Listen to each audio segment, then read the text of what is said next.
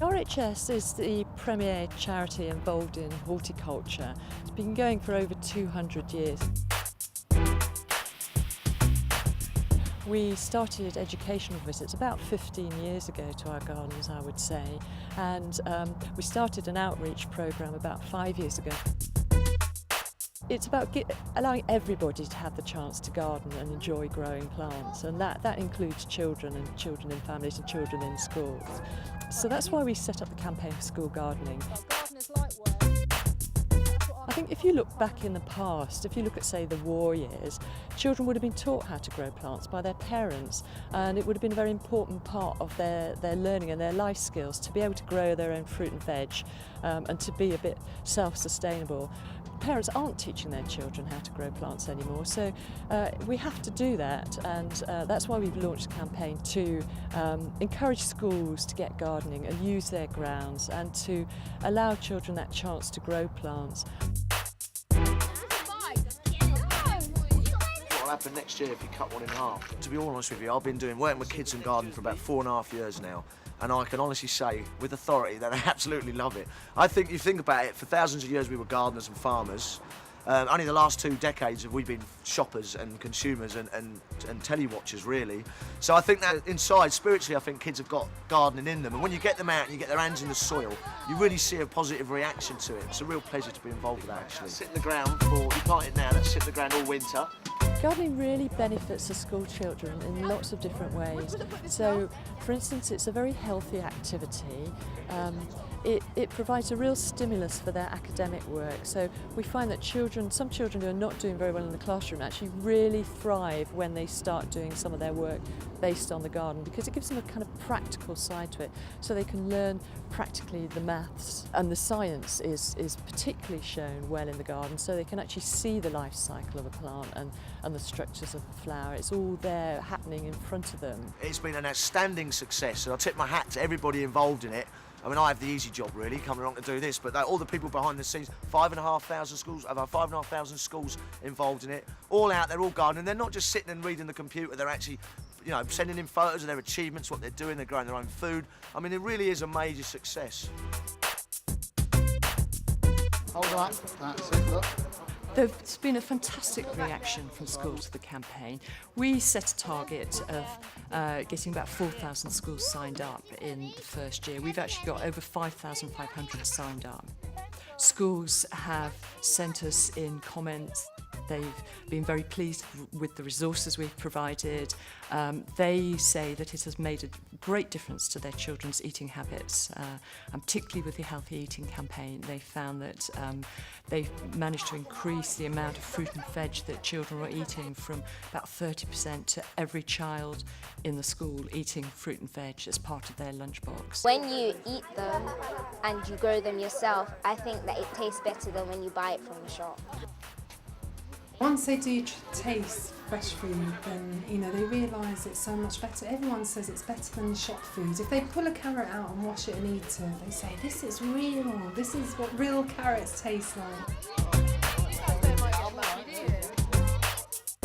And what's this? Banana. That's from your fruit snacks in the morning, isn't it? Our children grow their own produce in their allotment. They then cook every afternoon with their own produce. They make their own healthy recipes. We have an after-school healthy eating cafe where the children prepare dishes which their families can come and try after school. This really helps the parents to learn new healthy recipes, and it helps the children to try new foods which sometimes they won't try at home.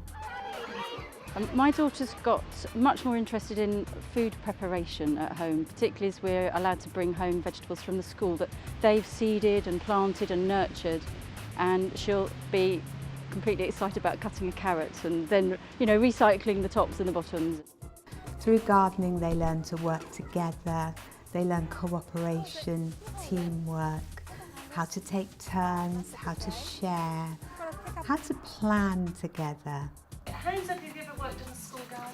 it's amazing the enthusiasm, and first of all the teachers, because a lot of them really enjoy doing something different with the children, and it gives them the opportunity to talk about the environment, to talk about biology, to talk about plants, food, all of those sorts of things, and of course fitness in terms of being out there and doing things in the open air. Children love it because they love getting their hands dirty, and they're really interested in seeing plants grow. I always think that gardening can be the centre of the curriculum, if I had my way, but that's not possible with national initiatives. But it can link in really well with all sorts of aspects of the curriculum: literacy, numeracy, and sciences, of course. But otherwise, other than that, things like PHSCE. What we've done is provided teachers with resources, and we provide it in a way that it's accessible to everyone. So we set up a website with a lot of resources on it. I think the RHS website is a very good resource for teachers because it's a one-stop shop. You don't have to spend a lot of time going to different places and trying to find the information you're looking for. I particularly like the What to Do in the Garden This Month feature because it concentrates on what to do in the school garden this month and takes account of school holidays, which obviously ordinary gardening books wouldn't do.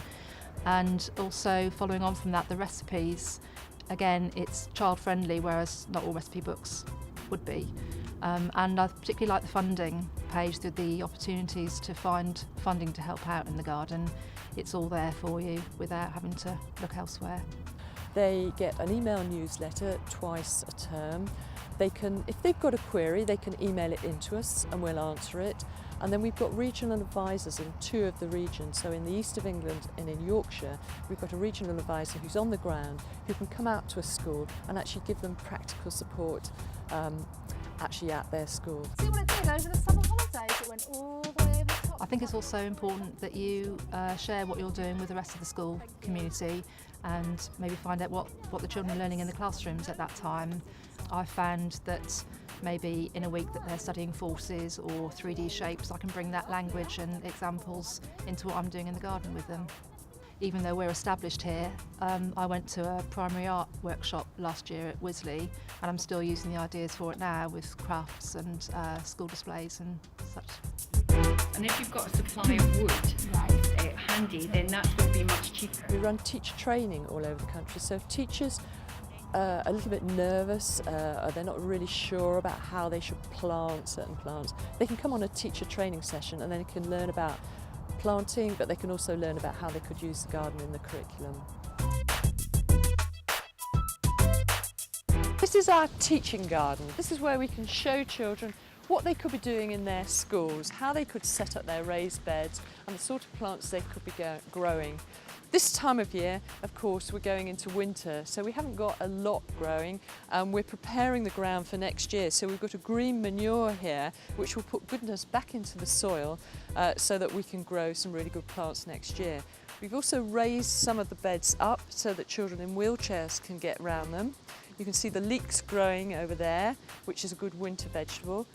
And then we show children how to compost. So we've got compost at 3 different stages. So one where we're just adding the plants to the compost, and one where the plants have been in for some time and they've been broken down and it's nearly into compost itself. And then we've got a little area here where you can sit the children down and talk to them about what they're going to be doing that day, or they can sit and have their lunches here.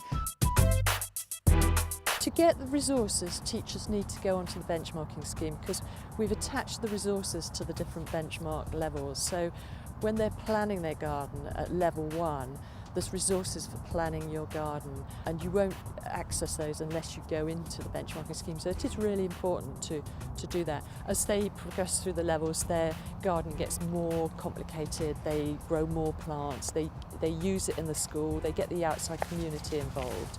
When they get to the end of a benchmark scheme, they can download a certificate and then they send us an evidence and we send them an award as part of that. So it's got an incentive to it. To have confirmation that all the educational work we do in the gardens is sound. It also goes a long way to raise the profile of the school. Prospective parents are always thrilled when they see our outside areas. There's also a student site on the campaign site, and that's looking at the different activities that take place in a garden. So children get to understand that it's not just about sowing seeds, You could be a botanist and you could identify plants. You could be a plant pathologist and you look at what causes plants to die, what are the diseases. You could be a particular type of gardener, so you might be a vegetable gardener, or you could be an eco gardener, or you could be a wildlife gardener. And these are shown by different characters on the students' site, which is based around a game. What you want to do is just get some of these. We'd like to see as many schools as possible throughout the whole country getting involved. At the moment there are 5,600, which is about 1 million children, which is fantastic. But we'd obviously like to see many more join. So whatever level of gardener you are, if you go to our website, it can take you to your next stage and you can learn all about the wonders of plants and gardening.